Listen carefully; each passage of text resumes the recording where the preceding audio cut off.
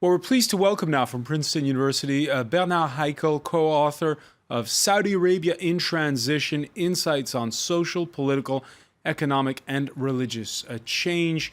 Thank you for joining us here on France Yeah. 24. How will you remember King Abdullah? I think he was a king who basically managed the kingdom for since really 1995.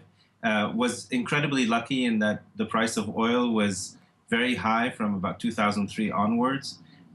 He sent over 130,000 students overseas on the payroll of the government to study overseas. He allowed the media to be fairly open.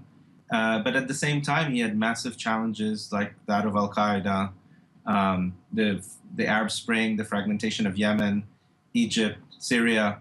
So he was someone who basically was quite conservative and traditional, but much liked by his people, not least because he didn't, mess up his own country. He kept it going, and he kept it going relatively well.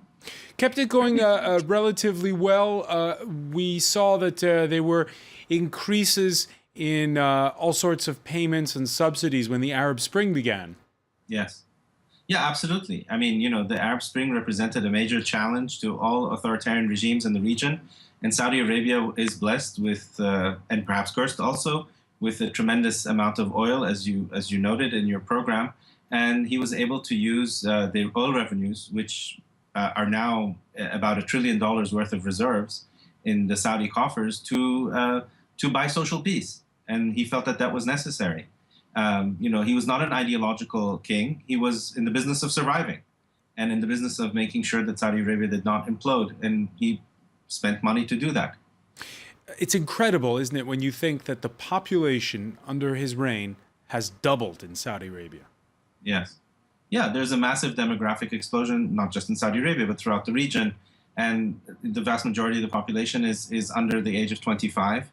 And it's a huge challenge for the Saudis, but also for other countries like Egypt to find jobs and employment for these young men and women.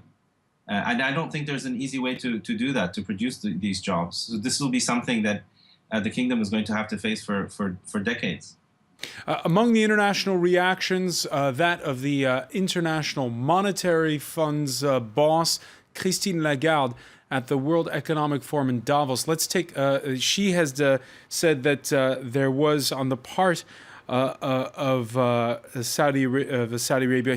She said the Saudi king was a reformer and a quiet reformer as well for women's rights. Some people raising their eyebrows when they see that remark. Well, look, I mean, I think that his heart may have been in the right place, but at the same time, there's considerable opposition to him, and he may himself have been quite conflicted about this issue. As I said earlier, I mean, the Saudi royal family is not in the business of reforming their society for women or for minorities or for religious groups. They're in the business of surviving, and they have to gauge what it takes to survive. If it means placating religious conservatives and not being nice to women, so be it. That's the way they'll be. Which way is Saudi society going? Is it becoming more conservative or more liberal? It's very hard to gauge. I mean, we don't have polling data on this. One thing about Saudi society that we know is that it's the most internet-connected, social media-connected society in the Middle East. I think it has the highest consumption of YouTube videos anywhere in the world. And so it's an incredibly well-informed society, and one that has huge expectations and is aware of what's going on in the rest of the world. So I suspect that as a society, the young people want things. Whether they're politically liberal or conservative is impossible to say. I think they will be conservative if they can get their goodies, and they will be liberal if they feel that that's the best avenue to get jobs and employment. So there's no ideological commitment that is discernible, either in the society or, for that matter, amongst the leadership. Bernard Haykel, the conservative French broadsheet Le Figaro this Friday, quoting U.S. intelligence sources, is saying they're worried about a country where there is growing support in certain high places for jihadists, for the Islamic State organization. I don't think that's true for the Saudi royal family. The Islamic State and Al-Qaeda are out to destroy the Saudi royal family. So that's simply not the case. There may be wealthy individuals in society who are supporters of this ideology, and not so much for the love of the Islamic State or for jihadism, but rather because they see that the jihadis are fighting, quote unquote, the good fight against the Iranians, against the Shiites. So there is a very strong sectarian element in Saudi society, and that is represented. I'm seeing, Bernard Haykel, that, of course, people are looking at the list of who's next in line. One of his brothers is the Crown Prince. The Interior Minister, that is to say, Mohammed bin Nayef, is 55. He's the Deputy Crown Prince. First time it's a grandson of the founder of the House of Saud. And we even see there's now a defense minister in his 30s.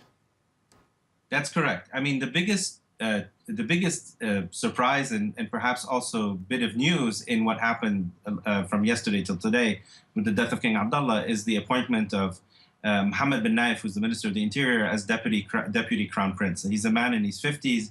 He's extremely dynamic, very hardworking, very intelligent. And he will be the king of Saudi Arabia, in the next decade, for sure. And this is, in appointing him, they've skipped over about 500 princes who feel entitled. So this is a major development, and one that I think many Saudis will feel extremely comforted by, because it spells stability for the regime and increasing power for the regime as well. But what about all those people at the royal palace who feel slighted? Well, it's too bad. Maybe they'll be paid off, or they'll slink away. I mean, they have no choice in this matter. And this is not a family, by the way, that has a history of bloodletting. So it's unlike the Ottoman family, for instance, or other families in the region who have ruled. They don't kill each other.